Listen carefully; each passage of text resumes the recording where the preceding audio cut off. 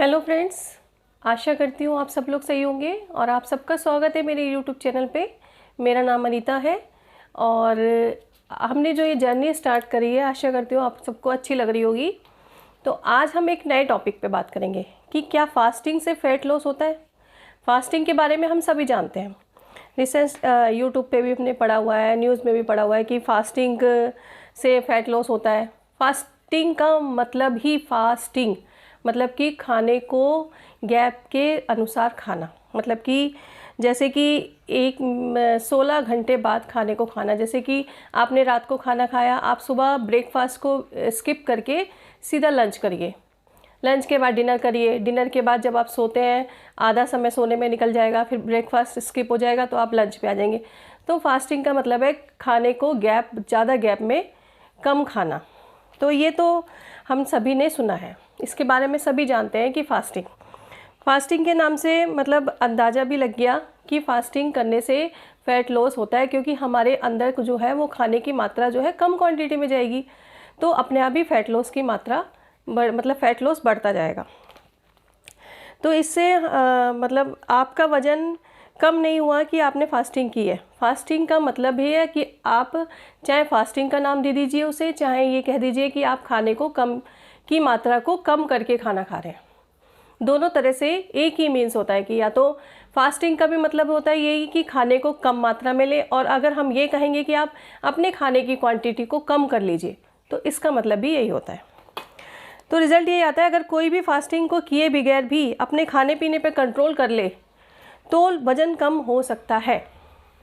ये तो जाहिर की बात है कि अगर खाने पीने पे कंट्रोल किया जाए, वॉक की जाए, तो वज़न कंट्रोल हो सकता है। यही आपकी चॉइस है कि आप फास्टिंग से नॉर्मल फूड के फास्टिंग से करना चाहते हैं या नॉर्मल डाइट से करना चाहते हैं। ये आपके ऊपर है, डिपेंड करता है। इसका डिसीजन आपको खुद लेना पड़ेगा।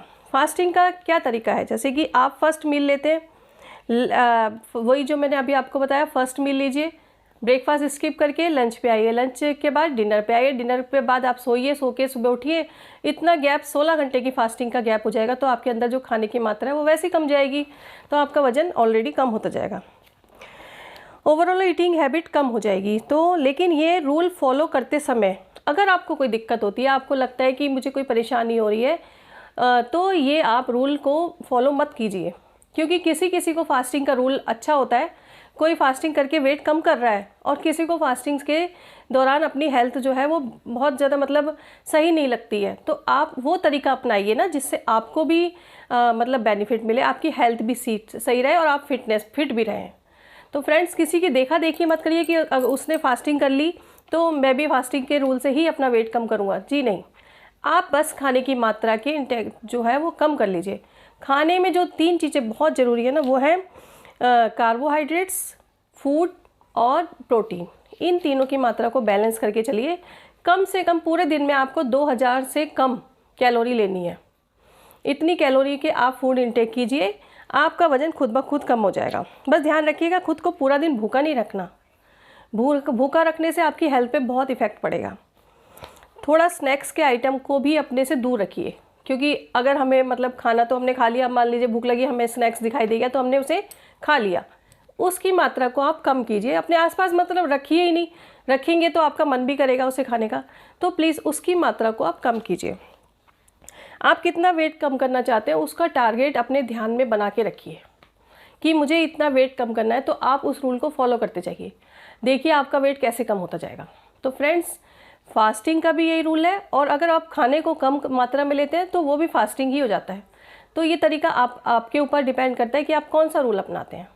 तो आज हमने बात करी कि खाने की मात्रा को कम मात्रा में ले, उससे आपका वेट जो है वो ऑलरेडी कम होता चला जाएगा। तो फ्रेंड्स, आज का टॉपिक यही था। कल हम आगे फिर मिलेंगे नए टॉपिक के साथ।